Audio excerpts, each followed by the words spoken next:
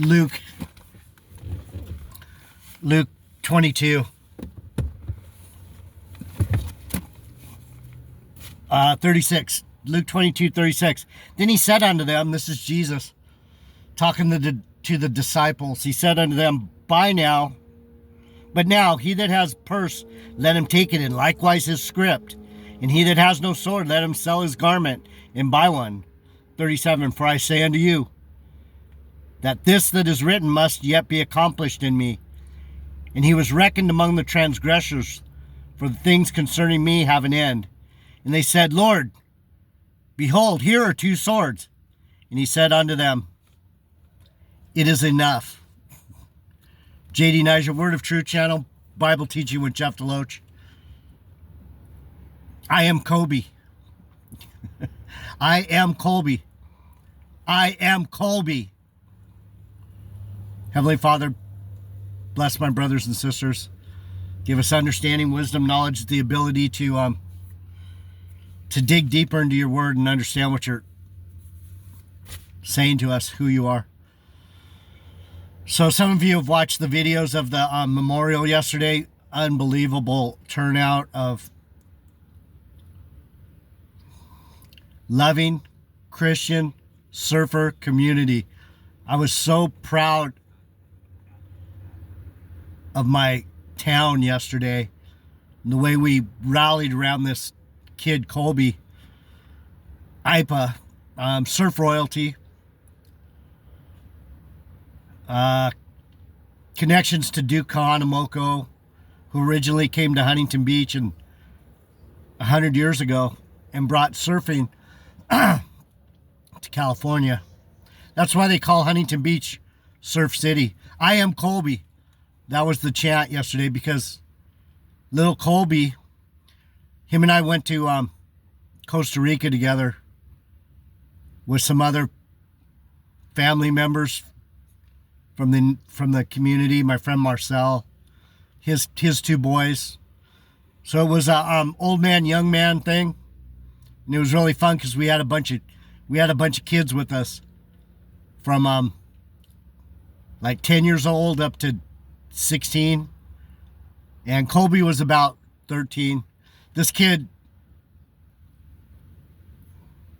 he had all the good things.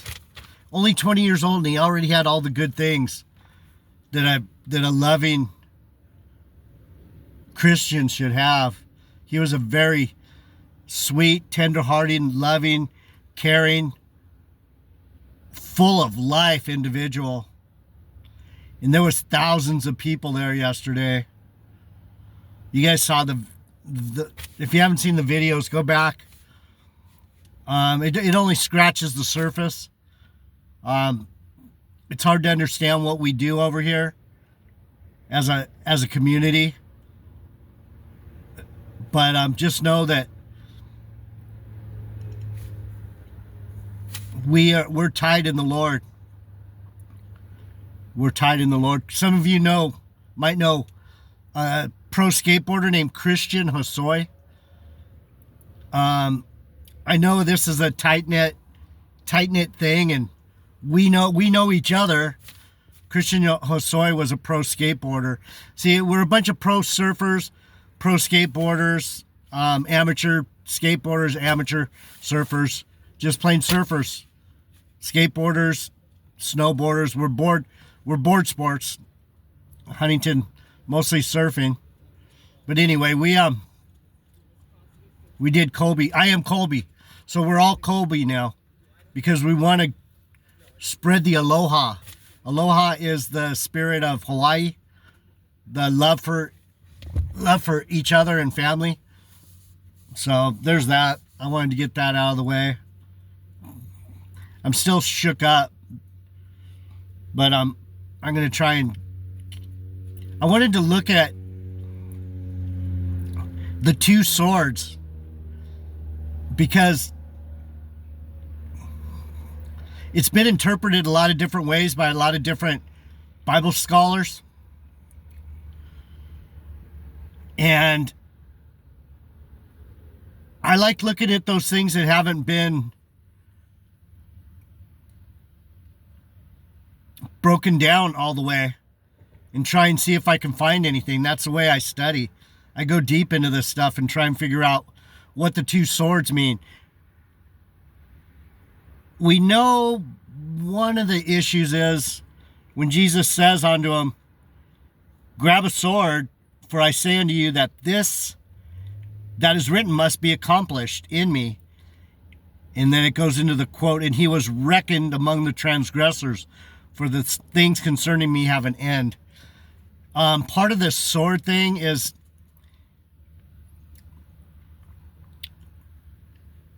he wanted everyone to know, especially the ones that were coming against him, these Pharisees and these elite religious Sadducees and the scribes,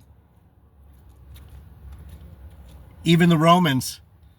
He wanted the Romans to think that he was a thug.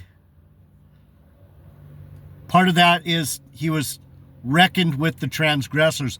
The transgressors are the ones that, like GMS, some of these black Hebrew Israelites, they carry guns and they push each other around, and they're being dicks. They're being mean, they're being hateful. So Jesus wanted to give the impression so that people could say, he was just a thug anyway. Him and his boys went around carrying swords. And the boys asked him, is 2 enough? 2's not enough to protect 12 guys, right? The 2 swords isn't enough.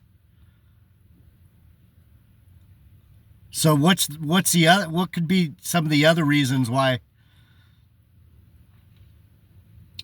he told him to take 2 swords? 2 swords is enough.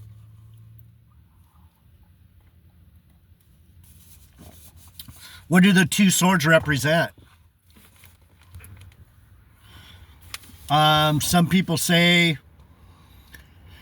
scholars say it represents good and evil. Take a sword for good and take a sword for evil. I can relate to that. It's kind of jumping off a little bit, but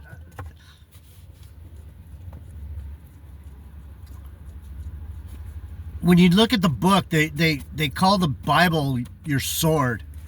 Sword of the word in Ephesians. I'm not sure where it's at. Don't bust my balls. The sword of the Spirit is the Bible. So when we say, this is my sword, this is what protects me, this is how I fight.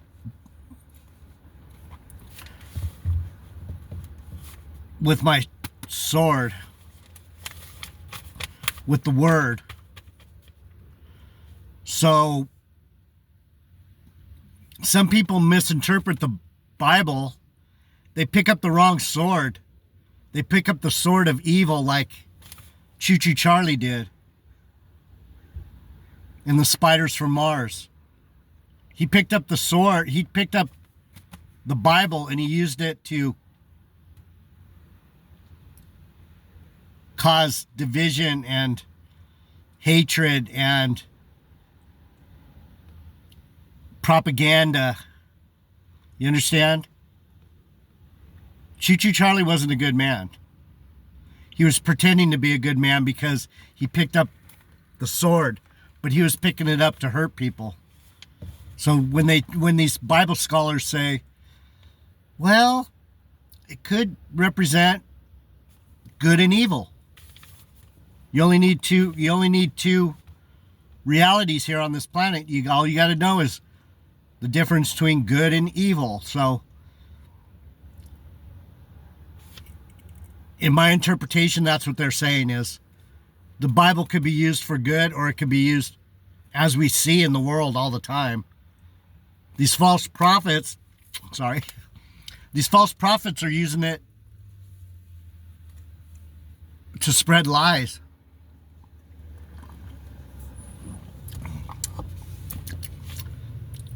not bad.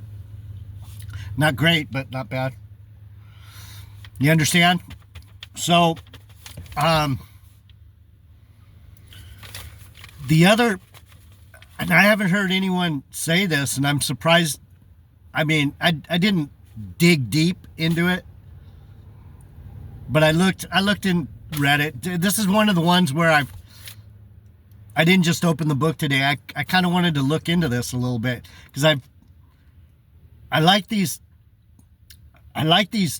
deep, dark teachings, and I want to see how they connect to the rest of the Bible. I know there's way more to this two swords idea than good and evil. It means good and evil, or it means, what was the first one I said?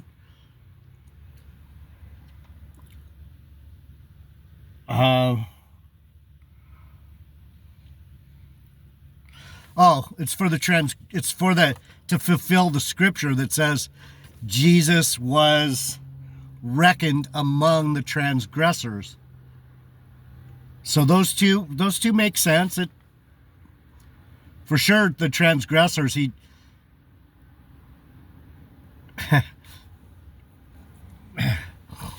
was hanging out with men.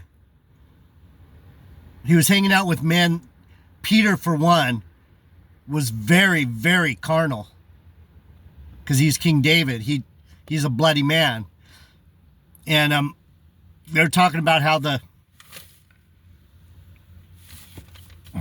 he cut off his ear.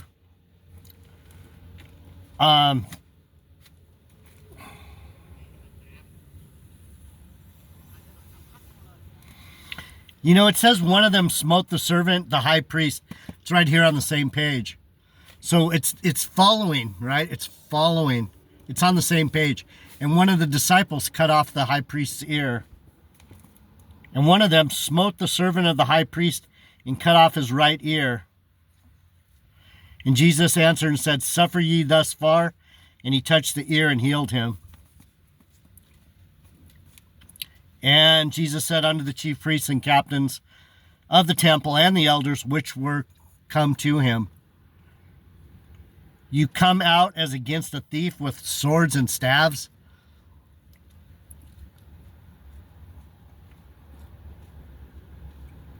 What's he saying? He's saying, you're coming out to fight me carnally?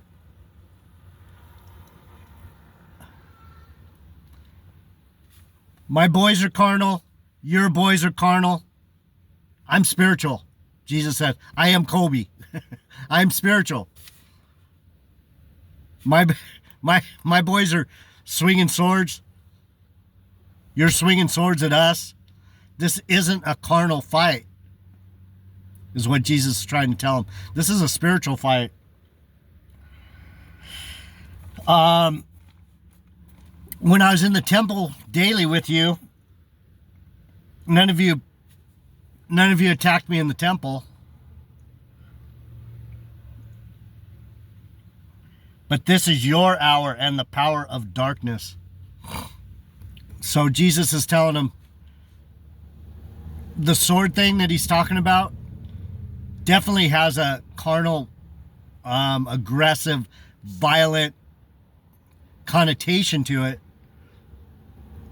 Darling, sweet pea. It has a carnal, violent, aggressive reality to it. It's that.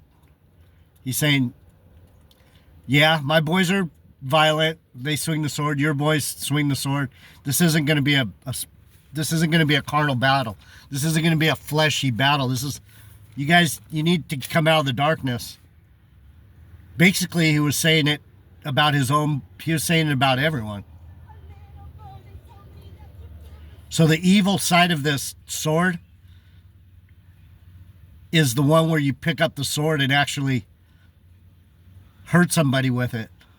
So there's two sides, the good side and the bad side. You pick up this sword, and you bring love. You bring, I am Colby. I am aloha. I am peace. I am family, Ohana. We say Ohana. O-H-A-N-A, Ohana, family. We are family. You don't hurt each other because you're family. We're the family of God, right? I'm not a pastor. I can't. Christian Hosoi, the skateboarder guy I was talking about, he's been pastoring for like 20 years. Man, he's gotten good. He's doing altar calls and everything. I don't really like altar calls. I don't know why. It just never. I've heard too many altar calls. Everybody raise your hand and swear to reappoint yourself to Jesus or whatever the altar call is. Say, put your hand up, close your eyes. I'm in, you know. Not my deal, but man, he was powerful. He was loud. He was clear. Good work, Christian.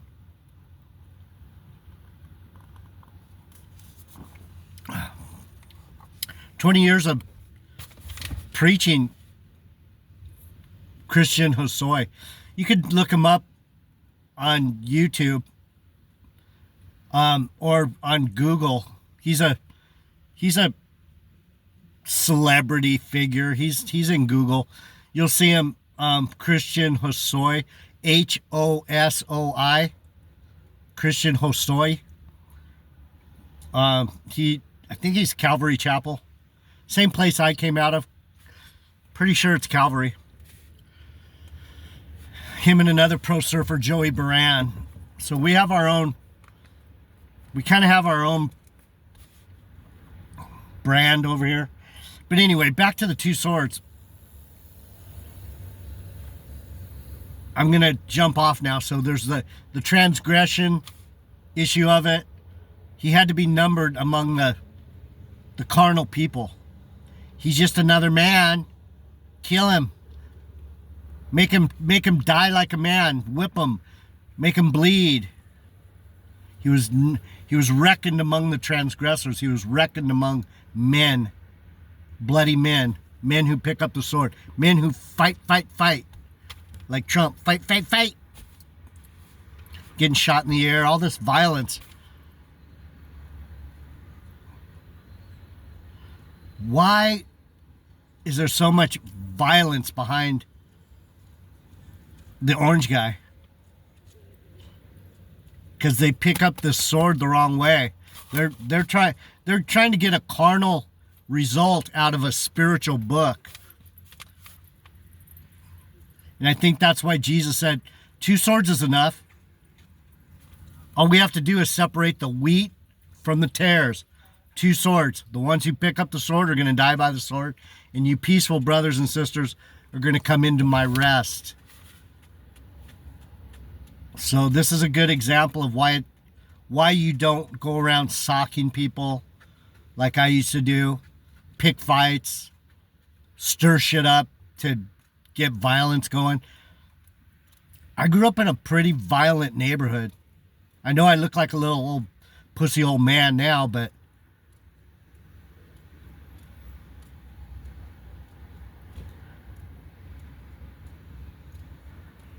for not being in MMA, I've been in a lot of brawls. That might be why my brain is not quite right, darling. Been socked in the head too many times. Kicked in the head. Knocked down and hit my head on the ground. Bumped heads with people. Bumped heads on the snow, on the concrete. Yeah, anyhow. So the other theme, there's a couple themes that come to my mind. The Old Testament and the New Testament. You only need, it's one sword, but it's actually, that's why the Lord calls the Bible a two-edged sword. True. It's a two-edged sword. New Testament, Old Testament. True. Both ways.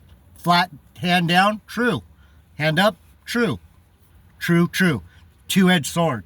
So I think another of the interpretations that you can take, darling, muffin, sweet pea, is that he's talking about the New Testament and the Old Testament. All you need is two swords. So this is where I bash on people that are all into the Book of Enoch and Jasher and the Apocrypha and any other silly extra canonical texts. Jesus is saying, you don't need all those books. You only need two swords. The Old Testament and the New Testament.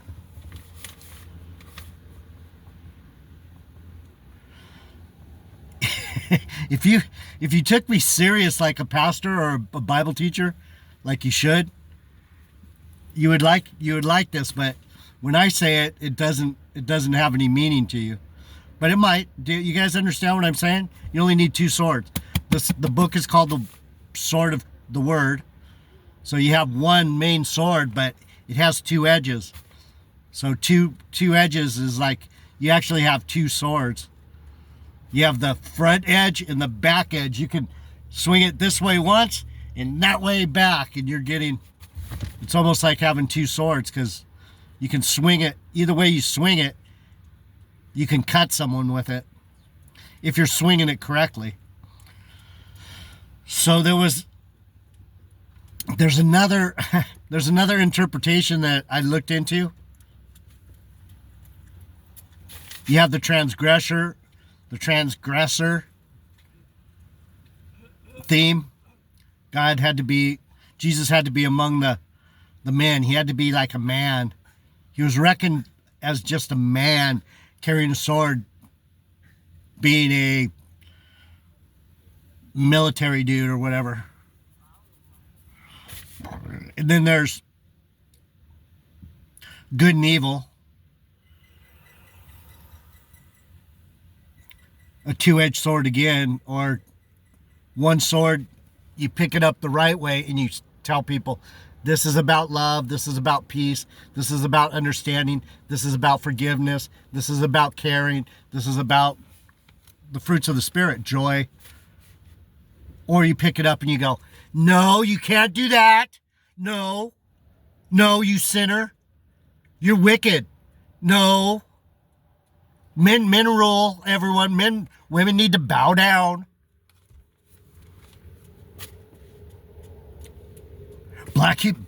This book is all about black people. We're the true Israelites. Bullshit. What other bullshit? I mean, slavery. Yeah, we need to put those black people back in slavery like the Bible. Whatever nonsense people use the Bible for to make them feel better about their wicked carnal belief system, right? So you have the good and evil. You could use the swords, the two swords. One sword, you pick it up, you're fighting for the right, and the other sword you're picking up and you're fighting for the wrong, the evil. Right, Sweepy?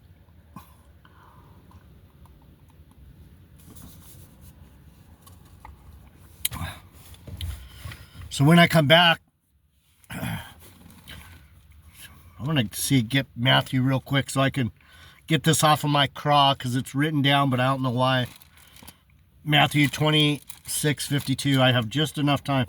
26:52. Let's go. Damn. 52 reads, Then Jesus said to him, Put up again thy sword into his place, for all they that take the sword shall perish with the sword. Think now that you cannot now pray to my Father, and he shall presently give me more than 12 legions of angels. So this is the argument I had earlier in this video, that Jesus doesn't need the sword. He's like, put away the sword. I could kick your ass with two hands tied behind my back. I have a legion of angels. So we got to remember that we have a legion of angels behind us. We have a great cloud of witnesses that are watching out for us and making spiritual moves on our behalf. We're just the pawns. We're just the pawns in this war, and you got to get your heart right to be moved into the right positions. So think right, do right, be right, and everything will be all right. I am Colby.